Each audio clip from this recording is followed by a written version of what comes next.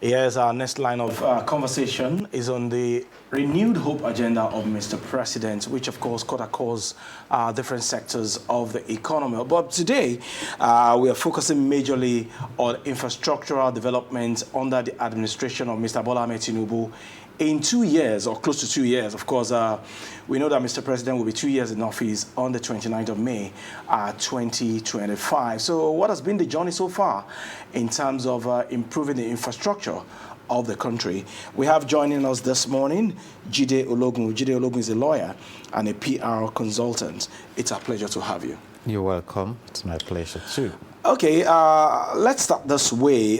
Before the administration or before the election of Mr. Bola Ahmed Tinubu as the president of the Federal Republic of Nigeria, I know you travel a lot by road, of course, moving in different parts of the country. What was the situation like before he came on board, and what is it now? Thank you very much.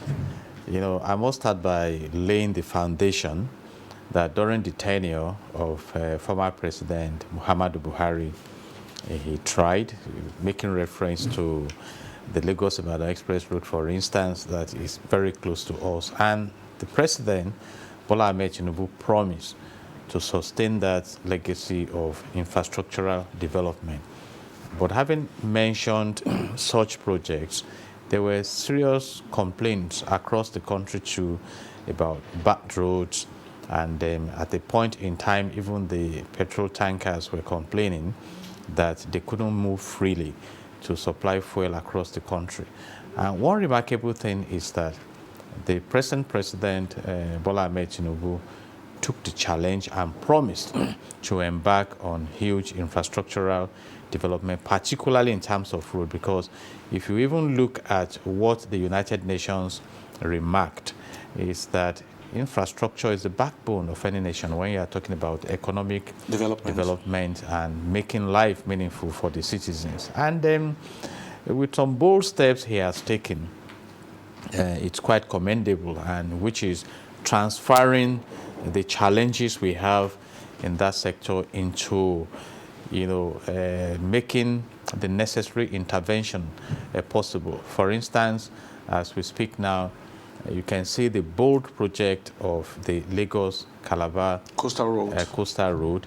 In fact, that coastal road, I've heard about it years ago, because I used to go to Leko Axis, and I heard there was a particular client that had property in that region at the time we visited, that there was a plan to have a coastal road, and he has taken up that huge project. Again, there was a plan conceived in the Second Republic when Alhaji Shehu Shagari was the president of Nigeria, which is the Badagry-Sokoto Road, which is also part of the projects that the federal government is going into now to connect the regions of the country for economic development. And of course, there are other projects. We have the 4 legacy projects, interventions in all the regions of the country. So by and large, if sustained, it will reposition Nigeria in terms of having that connectivity, though there are still some challenges. For instance, I believe the government will be coming to that, having embarked on some huge ones now. Like recently, I traveled to Ondo State from Lagos, and I can let you know that from a section of the road from Oyo State through Osun to Ilesha needs urgent interventions. But by and large, from what the president has done, it shows clear intention to reposition the infrastructural profile of the nation. And let me say this, I'm not surprised. In fact, when President Bola Ahmed Tinubu went to the former president Muhammadu Buhari in Aso Villa to inform him that he was stepping into his shoes, we're having a conversation like this on the TV, and I looked at the pedigree of this man who, has done so much in Lagos, which many cannot deny.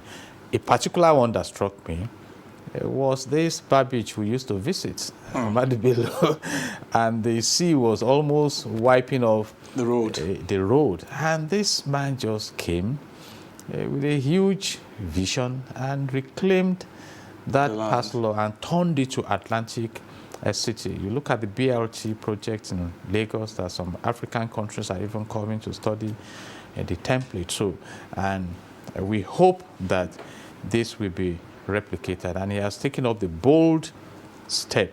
And again, it's quite impressive that he's someone that knows who to give the job. You can see the minister. Honorable Dave Umahi, a man that turned Ebonyi State into an enviable infrastructural society, and is really, trailing the blazing already now in that sector. And one other aspect which I must comment on is the local content approach. Around 2014 or 2013, when Dr. Goodluck Ebele Jonathan was the president, I was in Obajana when Dangote was expanding his cement factory. And Dr. Makoju, of blessed memory, gave a lecture.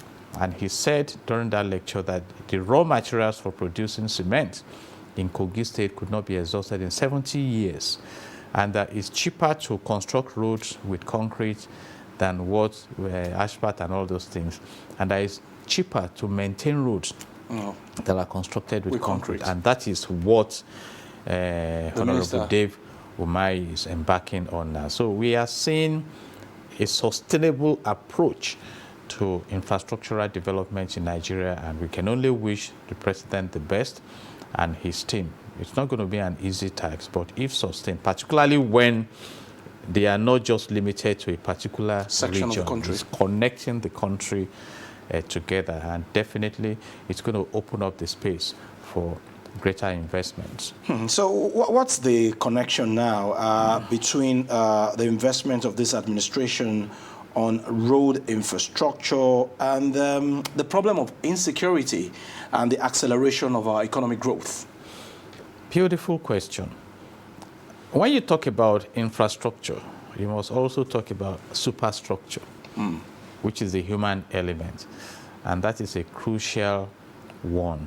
And we are tasking the government on this. But I read lately, and happily so, that some prominent kidnappers trying to go on Hajj were arrested at the airport, and that the government is now going all out to deal with the sponsors. Because if you don't do that, I read a story in the last 24 hours that revealed that some military personnel and some people in government are informants to Boko Haram. These issues had been there a long while ago, because in public relations, you talk about economic environment. If your economic environment is plagued with insecurity, it will be difficult for you to attract foreign direct investment and to sustain vibrant local investment drive. And that's why you have societies like Dubai enjoying serious prosperity, because people have this sense of safety in going to invest there. So the president must wake up to the occasion. And now I understand the National Assembly is also rising to the occasion to come up with some laws. It's not just about the laws, it's also about implementing the laws. And I have said it, may it not be a matter of indulging these criminals, because as a chief superintendent of police, I know that it's the president that has the prerogative to grant license for AK-47. And I know how much one costs. So where are these people getting the AK-47? So definitely they have sponsors. And if you don't take out the oxygen, the fire will keep blazing. So there is a need to target the base of their operations and not the symptoms. Okay, so is constructing road into certain part of the country where there are forests, is it a way of tackling insecurity? In a way, yes, connectivity, because in some parts of the country, particularly in the north, they've complained about access to where these bandits operate, because sometimes they operate in the hinterland. But beyond constructing the road, you must rise up to ensure that the heavy weight of law enforcement is brought against this carnage in the land.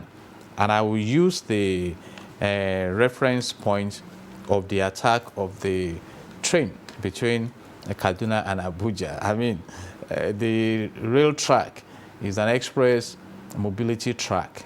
But those guys were bold enough to attack and to kidnap people. And that's why I differentiated between infrastructure and superstructure. So we must pay attention to both. For instance, in Saudi Arabia, the oil and gas facilities are monitored through IT.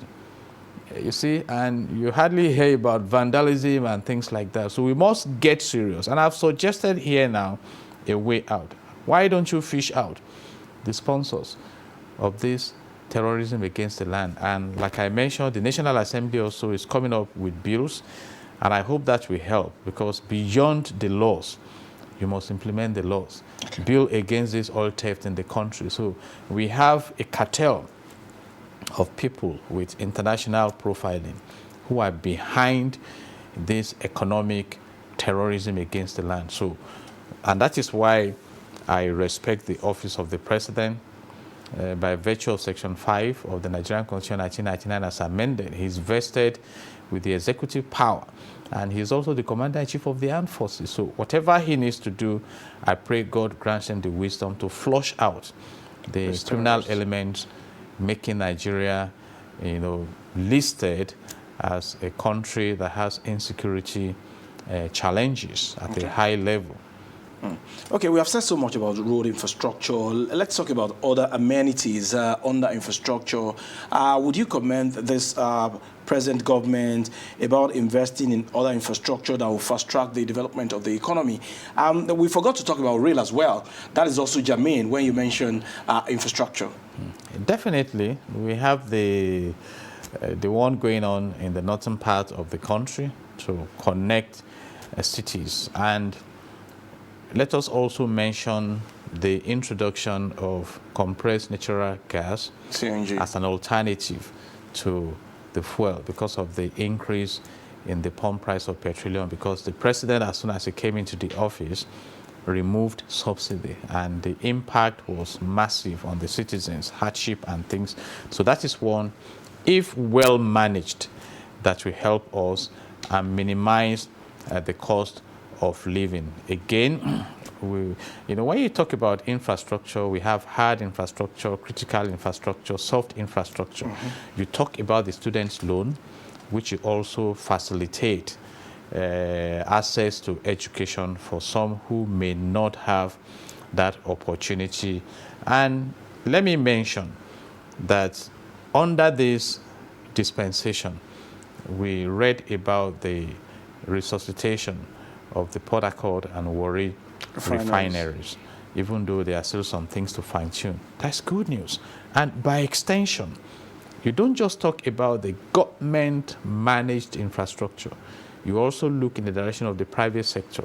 You saw the incentives that the president extended to Dangote, because Dangote came up with a bold project, having the biggest refinery in Africa.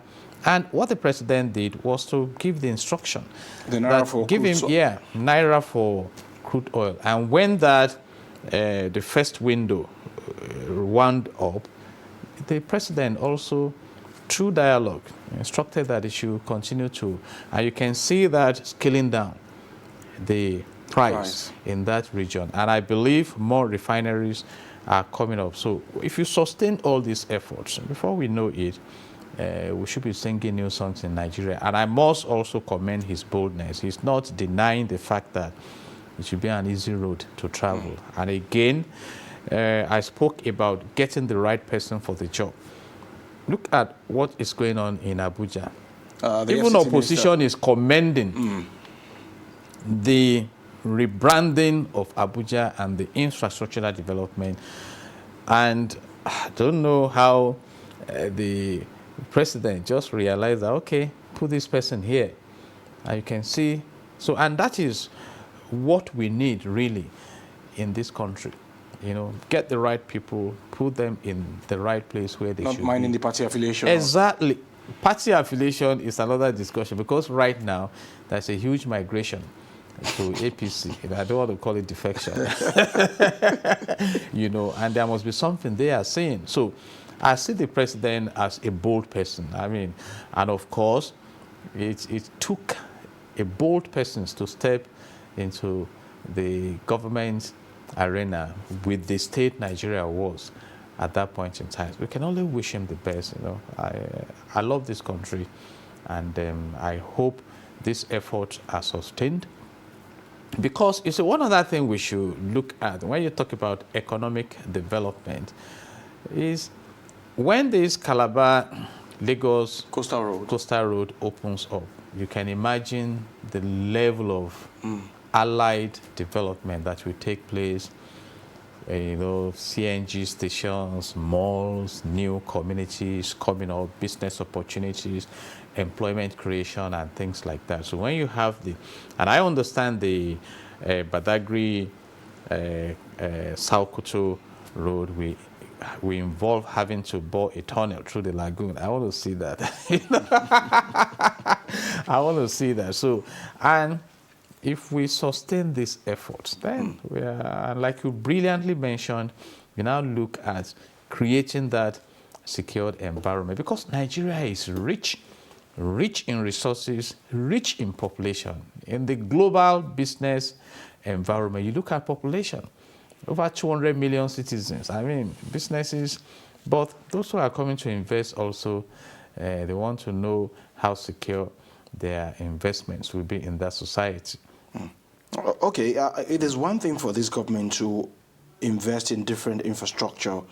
Maintenance is always the problem in this part of the world. What are those basic things that we need to put in place to ensure the longevity of some of this infrastructure, so that at the end of the day, it won't be a waste of the taxpayers' money? You know, I bring in a combination of the legislative arm, the executive, and the judiciary here. There should be consequences when it comes to maintenance. But in respect of the roads, if we key to the concrete platforms that are now used, I've said it's easier to maintain, will last longer. If you look at the Apapa Port and Oronshoki Oshodi Road, that is the design there, you know. Then those who are now expected to maintain, you oversee them. You know, I remember my father worked with the Public Works Department. Our house in the capital of the world, Okakuko in Ondo State, is next to what we used to call road camp. The building is still there. I think it's one of the 2 or 3 still standing in the whole country. Roads were maintained then. People were employed to clear the median. You know, so we should hold maintenance seriously. Sometimes, you know, when I travel to America and see some old buildings and the level of maintenance given to those buildings, just to retain the cultural and historical values, you'll be amazed. So we need to emphasize that orientation of maintenance and hold people accountable. It's so bad and disturbing to realize that the first refinery in Nigeria was commissioned in 1965. You see, and we operated our refineries to comatose before now Asiwaju Bola Ahmed Tinubu is reactivating some of those refineries. It should not be. Some people should be held accountable for that. In the absence of that, irrespective of how much you spend now in embarking on infrastructural development, without proper maintenance, some people can run them down. So that is it. So it should form part of the governance system. And that's why I'm saying the National Assembly should sit down, look at what can be done. Because what Section 4 of the Nigerian Constitution 1999 as amended says is that the National Assembly shall have the power to make laws for the peace, orderliness, and good government in Nigeria. So it's good orderliness for you to have a strong maintenance culture. And why the judiciary is involved also is, if you now find some wanting, then go ahead and prosecute them and make sure that justice is done. So when people begin to see that there are consequences, they'll wake up. Let me give an example. You know, I have a cousin who's a medical doctor in the US. When I go to the US, I've not seen him physically in the US. It's not even easy for you to dialogue with him on the phone. And they have the same system in the UK. You are at work, you are at work. It's not time to be pressing your being phone on your WhatsApp and no. Because work is work. Things can go wrong. You're Within a not second. being, yes. A phone call can come that can cause a whole city to go on fire. And you are now given an excuse that you were receiving a phone call from a cousin in Africa or who came visiting. So you see that culture. We must imbibe it. It's important. When it comes to maintenance. Yes, as well. you must have sense of seriousness, which I think is lacking here. So when that commitment is there, we maintain what we have, and then we can enjoy them on a long-term scale. Okay, let's also shift our attention to the investment of this government on digital infrastructure. The world today is run by technology. Are you impressed so far with the investment of this government on digital infrastructure? Yeah, let me move to the Ministry of Interior. Fantastic.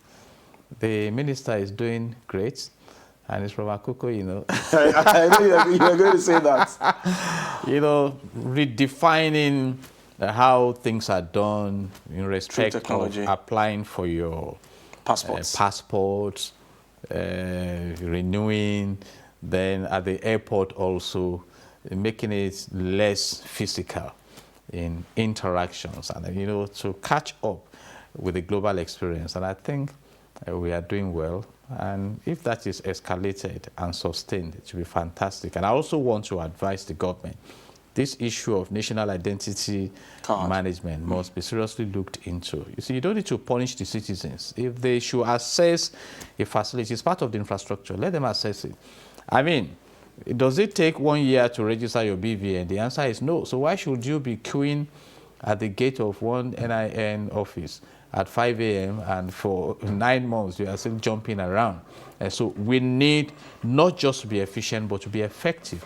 And let's also look at empowering those offices. You get to some offices, surprisingly, they tell you there is no electricity to make photocopy and no generator. It's amazing. You know, I needed a document in an office recently, and I had to call a top person to complain for 2 days. No, I said no. We should not allow this in Nigeria. I mean, we are talking of government office, not private. Even a private office cannot tell me that. And again, that is why I love the move, though it's controversial, that the Aso Villa is migrating to solar. I mean, which will even be less in terms of cost than running generators and things like that. So, and I understand some states now, it's part of the decisions of the 19 northern state governors that came together to meet. It's not just about political survival.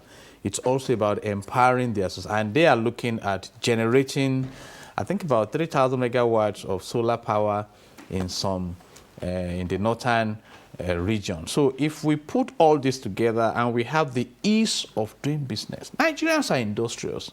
You bring down the cost, they become productive, because where we should be going is industrializing the nation. So whatever we need to put together. How do we industrialize without an efficient power system? We have mentioned road, we have mentioned technology. On power infrastructure, would you say this government has done well in 2 years? In my area, talking about our office. Are you on band A? I don't know whether I'm on band A or not, because you know what we did was also to wisely migrate to solar connection. Oh. To be delivered from the generator issues. And the Abiku grid. Yes, I can say that the power supply has improved, but what is desired is the 24/7 that can drive productivity. All right, and I know the government is engaging the discos and those who are just exploiting people, because people are even protesting now. That is your band A, we don't need it anymore, because you must give value for the money you collect from the people. And I have said this over and over. The first electrical installation in Nigeria, I think, was done around 1896 in Lagos. And by now, we should have done so well. Egypt has 100% access to electricity. And some other countries, I think Botswana. And if you can do that, you'll be helping your citizens a lot. And I believe we are moving in that direction. And that is why some were saying at the time that the government should even declare a state of emergency in the energy sector. And right now, if you must be productive and industrialized, you need energy, you know. So if all these are put together, and it's all about exercising your power as the president and making those who are in charge accountable, because there can be a lot of people who are just out there to sabotage. We have the contractors who feel that they'll be out of business if things are not messed up. So these are part of project management. But I boldly say that Nigeria has all the resources required to be the third richest country in the world. So it's now left to those who are driving the process to decide on what side of the scale they want to be, whether on the side of prosperity or poverty. So in 2 years, the president has he has tried. You know. But we're not there yet. We can never get there. I was in Washington, D.C., around the Capitol. Then I looked back, and I saw a huge billboard that we are still developing America. So I asked myself, even at this stage, America is still developing? Yes, the human society is dynamic. At a time in this country, a senator said that GSM is not for the poor. Mm-hmm. I hope he's still alive to see the poor now connecting to the world. So the society is not static. We keep moving on and moving on. Look at Lagos State. The blue line rail, the red line, different kinds of innovations coming up. And I believe, like you mentioned the case of security, that the National Assembly will give favorable consideration to state policing and see how, and now the discussion is about forest guards. Mm-hmm. So that these criminal elements who think Nigeria must be disturbed, they are flushed out of operations, if not fully, at least minimize their activities. And I believe that the government has the capacity, because it's an aberration for the non-state actors to be oppressing the state machinery. In Borno State now, Governor Zulum is shouting, and in some parts of the north, even recently we had incidences in Kogi, Ondo, and in the southeast. So we need to reverse this trend and ensure that the nation is secured, particularly when this also reflects on food security. Okay. Mr. Logan, before I let you go this morning, a very quick one, and it's very, very important. I won't forgive myself if you don't touch on this particular infrastructure, health infrastructure under this government. Yeah, we still need a lot there. You know, we are not there yet. There are complaints about cost of medications, even the health facilities. And again, it's all about the superstructure, those managing the processes, because right now, all I will say is that the government should appoint some of their actors and let them covertly visit some of the health facilities. They will be amazed at what is going on, asking patients to go and buy medicines they don't use, pushing them up and down, not giving the requisite attention needed. So a lot still needs to be done in the health sector. And as it is said, health is wealth. So I hope that also will come under the periscope of the renewed hope agenda. But like you also mentioned, it's a journey. We are not there yet, but we are making progress. So all right. The health sector needs a lot of critical and deliberate intervention to rebrand it to what it used to be. Okay, Rome, they say, was not built in a day. I've been speaking with Mr. Jide Ologun, lawyer and PR consultant, on 2 years of Tinubu's administration with a special focus on infrastructural development, which is called roads, ICT, and of course health, which is germane to the development of any nation. We are not there yet, like he said, but you know, the journey of 1,000 miles starts with a step. It's just a midterm now of this administration, and we hope that things will continue to improve in another 2 years of the Renewed Hope agenda. We thank you very much for your time. Thank God. God bless Nigeria. All right, that's the conversation from this side this morning. I now hand you over to Adebimpe. I enjoy to engage you in another conversation entirely.